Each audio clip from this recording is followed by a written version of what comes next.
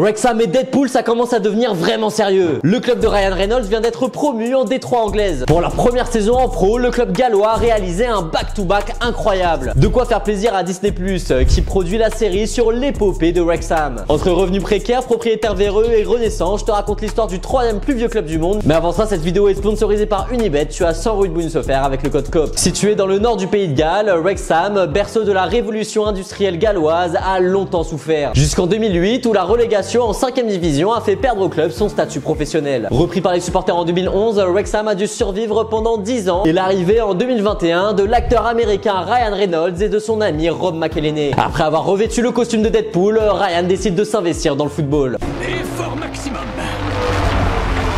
2,5 millions de dollars sur la table et les deux stars du cinéma américain deviennent propriétaires d'un club. Pas fan de football à l'origine, les deux hommes cherchaient avant tout un storytelling. L'objectif, réaliser une docu-série inspirée par Netflix avec Sunderland. Mais les deux acteurs étaient alors très bien conscients qu'ils pouvaient être les méchants de l'histoire.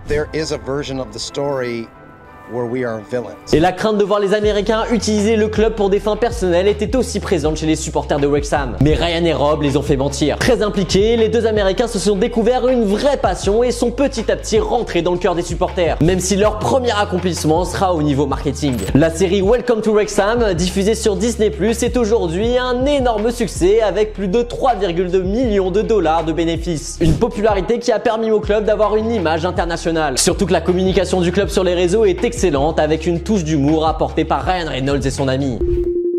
I can't believe we're about to talk with the Sir Alex Ferguson. How did the call go with Ryan and Rob, Sir Alex? They're on you.